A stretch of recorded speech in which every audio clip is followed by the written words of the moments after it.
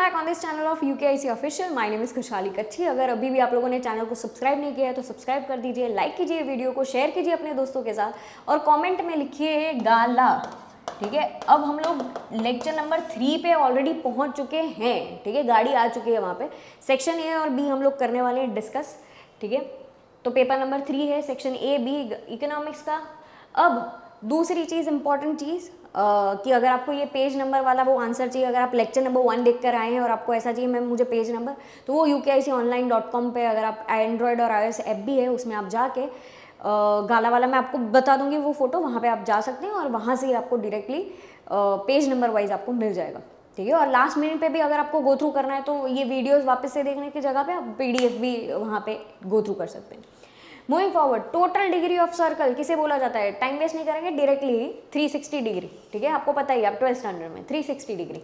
Which of the following is useful in studying the regular and irregular changes in economic activity? Regular और irregular अगर आपको जानना है तो टाइम सीरीज ग्राफ को अगर आपको गो थ्रू करना पड़ेगा तो उसमें आपको पता चल जाएगा, क्योंकि आप रेगुलर और इरेगुलर आप टाइम सीरीज के हिसाब से देखोगे, ये टाइम पे ये था, 2011 में ये था, 2015 में ये था, तो आप अच्छे से जान पाएंगे।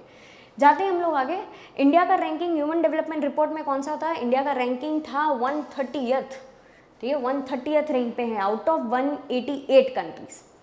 How many are the indicators of economic development? Economic development करने के लिए चैप्टर नंबर 2 का क्वेश्चन है, 4 है। नेशनल इनकम हमारा हो जाता है पर कैपिटा इनकम, PQLI और HDA। ठीक है, तो 4 बन जाते हैं। ठीक है, तो ये हो गए हमारे 4। जाते हम लोग आगे। ये कौन सा क्वेश्चन है? चैप्टर नंबर हमारा चला जाता है चैप्टर नंबर 3 का, कि भाई कितना पेट्रोलियम प्रोडक्ट सप्लाई होता है। ये इन्फ्लेशन वाले टॉपिक में 70% जितना है।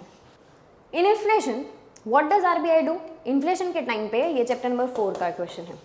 तो इन्फ्लेशन के टाइम पे बाकी सारी चीज़ें जो करेंगे, ये करेंगे, ये करेंगे, ये करेंगे, इन सारी चीज़ों में क्या होगा? डिक्रीज कर रहे हैं। दैट मीन्स कि आप सप्लाई ज़्यादा बढ़ा रहे हो। ठीक है, सप्लाई ज़्यादा बढ़ा रहे हो तो इन्फ्लेशन होगी। एक ही चीज़ करने से आप जब इंक्रीज कर रहे हो रेपो रेट, तब ऑटोमेटिकली आप क्या कर रहे हो? इन्फ्लेशन को तोड़ रहे हो, कम कर रहे हो।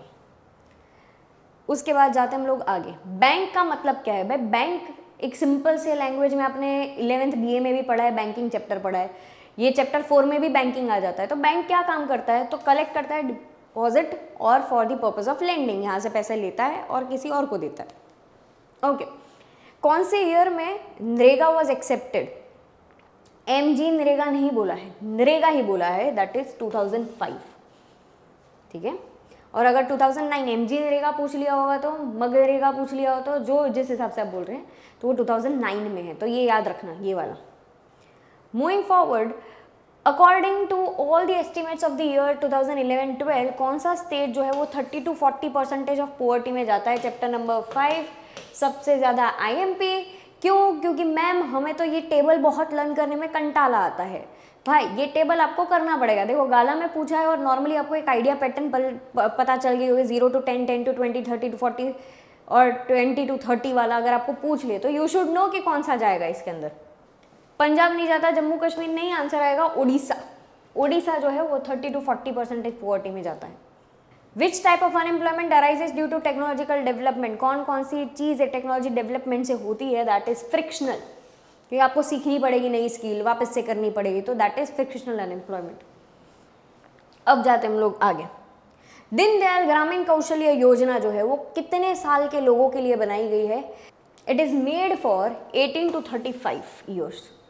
इंडिया का डेथ रेट 2011 में क्या था? 2011 में इंडिया का डेथ रेट था 7.1%। भाई बर्थ रेट और डेथ रेट की दोनों की आप सारी चीज़ें देख के रखना, ऐसा ना हो कि वो दोनों ही आपको पता नहीं है। मैंने बोला है पुराना डेटा भी इंपॉर्टेंट है एज वेल एज जो करंट डेटा है, मतलब जो लेटेस्ट डेटा आपके में दिया गया है वो भी आपको ध्यान रख के जाना है। Moving forward, Who was responsible for introduction of population census? यहाँ पे हमारे कंट्री में पॉपुलेशन सेंसस किसने बनाया था? पुरानी टेक्स्ट बुक में वो मेंशन किया गया है, नई टेक्स्ट बुक में ये मेंशन नहीं किया जाता है, तो काफ़ी बच्चे ऐसे थोड़े सरप्राइज पजल्ड हो जाते हैं, मैम ये तो हमें पता ही नहीं है। तो जमशेदजी टाटा याद रखना, ये पुरानी टेक्स्ट बुक में, नई टेक्स्ट बुक में ये प्रिंट नहीं किया गया है। हु इज़ असाइन कि भाई इनकम्प्लीट चीज़ों को कंप्लीट करना इरीगेशन प्रोजेक्ट्स को, तो वो क्या दिया गया है? वो काम नाबार्ड को दिया गया है कि नाबार्ड ये सारी चीज़ों का ध्यान रखें। ठीक है, चलो जाते हम लोग आगे।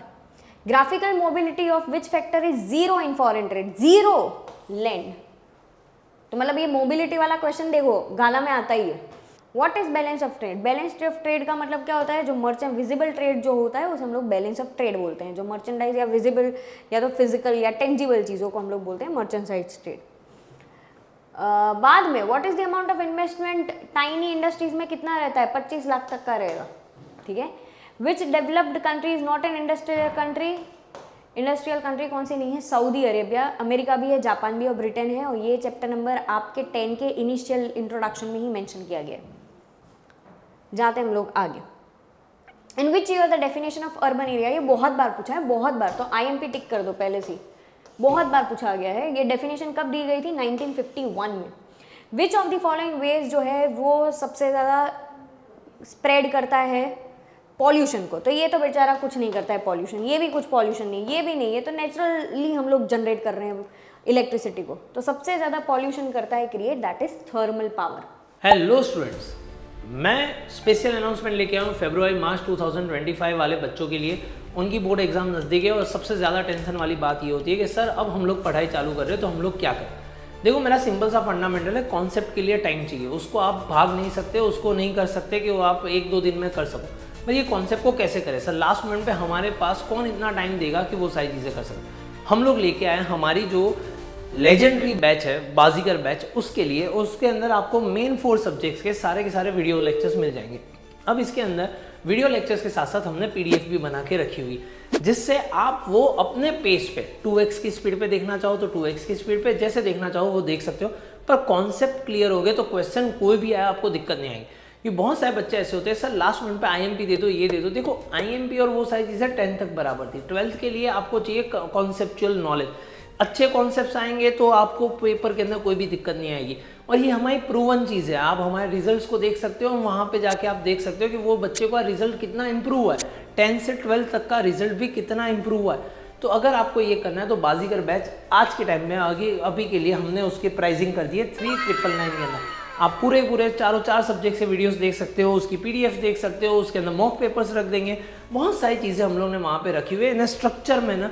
तो आप अपने हिसाब से टाइम टेबल बना के कर सकते हो। जहाँ पे जिस टॉपिक पे डाउट है उसको आप 2-3 बार देख लो। तो वहाँ पे हमने खुद ने लेक्चर्स लिए हुए और वो सारी चीज़ें, बहुत सारे बच्चे एनरोल हो चुके हैं, तो आप भी हो सकते हो। डिस्क्रिप्शन के अंदर लिंक है और साथ साथ के अंदर अगर मान लो आपको हमारे नोट्स चाहिए तो नोट्स के लिए भी हमने नीचे लिंक डाल के रखी हुई है और वो आपको मिल जाएगी। नोट्स भी हमने एक कॉम्पिटिटिव प्राइस पे रखी है जो आपके घर पे फ्री ऑफ कॉस्ट डिलीवर कर दी जाएगी। तो आपके पास अच्छा रहेगा कि अगर नोट्स होगी तो आप वहाँ पे सॉल्व भी कर पाओगे, क्योंकि हमने वर्कशीट जैसी नोट्स बनाई हुई है। इको BA के अंदर फुल टू थियरी है, with MCQ, with 1 liner, with section C, D, E, F, everything images के साथ। तो आपको पढ़ने में भी मज़ा आए और वो ऐसी लैंग्वेज के अंदर जहाँ पे आप बेटर स्कोर कर पाओ। तो डेफिनेटली आप कांटेक्ट कर सकते हो। फ़ोन नंबर भी अगर कोई क्वेरी हो तो आप डेफिनेटली उस पर फ़ोन भी कर सकते हो। Continue with your lecture. Bye bye, see you, tata, all the best. तो यहाँ पे कंप्लीट होता है हमारा सेक्शन नंबर A। जाते हैं हम सेक्शन B में। और जो मैं आपको बता रही थी, तो आपको कुछ थंबनेल कुछ इस हिसाब से, ये फ्री ऑफ कॉस्ट ही है, जहाँ पे आपको ये सारी PDFs अवेलेबल होगी, तो आप गो थ्रू कर सकते हैं। इसमें मार्च 2025 में आपको सारे सॉल्यूशंस मिल जाएंगे पेपर नंबर 1, 2, 3, 4, 5, 6 में। और वहाँ पे जो PDF अपलोड की है वहाँ पे पेज नंबर वाइज की है, तो आप गो थ्रू करने में आपको बहुत आसानी रहेगी। और बाय द वे आप अपने सिबलिंग्स, फ्रेंड्स, कजिन्स, किसी को भी आप प्रिफर कर सकते हैं। हमारी अहमदाबाद में 2 ऑफलाइन ब्रांचेस है, दैट इज सैटेलाइट और साउथ भोपाल। तो यहाँ पे हमारे पास पर्सनल भी आके पढ़ सकते हैं बच्चे।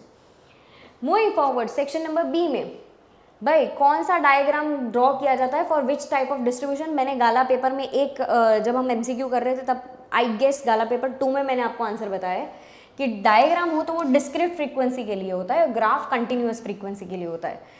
तो पर कैपिटा इनकम का मतलब क्या होता है? टोटल नेशनल इनकम, जितनी भी मतलब पूरे इंडिया में जितनी इनकम है डिवाइड बाय टोटल पॉपुलेशन कर देते हैं तो हमें पर कैपिटा इनकम मिलती है। और अच्छी पर कैपिटा इनकम का मतलब ये होता है कि लोगों के पास पैसा आ रहा है, उनकी स्टैंडर्ड ऑफ लिविंग अच्छी है, उनकी प्रॉस्पेरिटी दिखेगी। तो ये अच्छी चीज़ें ये होती है अगर पर कैपिटा इनकम अच्छा है तो। NEFT और RTGS का फुल फॉर्म ये तो आप लोगों ने ऑलरेडी 11th BA में किया हुआ है, ठीक है। तो आपके लिए ये लल्लू पंजू है। State the types of accounts of commercial bank, ये भी आपने BA में, मतलब ये 11th BA अगर आपका क्लियर है तो ये तो आपके 2 मार्क पक्के हैं, कोई आपसे छीन नहीं सकता। अब जाते हैं विच मेथड्स वेरी IMP, रिलेटिव में ये लोग भूल जाते हैं। ये दो जगह पे लॉरेंस कर्व एनालिसिस और गिनी कोएफिशिएंट, ये रिलेटिव पुअर्टी में मेंशन किया गया है कि ये दो चीज़ों से यूज़ किया जाता है फॉर डिटरमाइनिंग रिलेटिव पुअर्टी, आपको अगर चेक करना है तो। डिस्गाइज्ड अनएम्प्लॉयमेंट और फ्रिक्शनल अनएम्प्लॉयमेंट कहाँ सबसे ज़्यादा दिखता है? डेवलपिंग कंट्रीज़ में, ठीक है, हमारी जैसी कंट्रीज़ में, डेवलप जहाँ पे होता है वहाँ पे ये दिखते हैं ज़्यादा। What is cash crop? Give an example. Cash crop generally किसके लिए होता है? कमर्शियल पर्पसेस के लिए, इंडस्ट्रीज़ में एज रॉ मटेरियल्स यहाँ से हम लोग भेजते हैं, उसमें हम लोग कैश क्रॉप ज़्यादा यूज़ करते हैं और उसके एग्जाम्पल्स भी यहाँ पे मेंशन किए गए हैं कौन कौन से कैश क्रॉप्स में जाते हैं। What is meant by nature of international trade? How is the nature of international trade determined? Nature का मतलब होता है कि कौन से टाइप के चीज़ें हम लोग यहाँ से इंपोर्ट एक्सपोर्ट करते हैं, कौन सा कॉम्पोजिशन है, यही आपके टॉपिक्स है चैप्टर नंबर 9 में, ठीक है, तो उसमें से ही लिया गया है।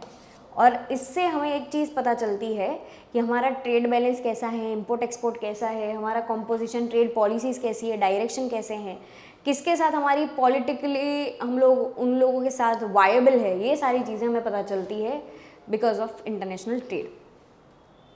उसके बाद state the classification of public sector units, departmental undertakings, statutory corporation, government company. What is meant by internal migration and international migration? Internal मतलब within the country, external मतलब आउटसाइड द कंट्री, या तो फिर international भी बोलते हैं। यहाँ पे कंप्लीट होता है हमारा lecture number 3 of gala paper, section number A और बी। मिलते हैं नेक्स्ट लेक्चर में, लेक्चर नंबर 4 में, तब तक के लिए एवरीवन बाय बाय।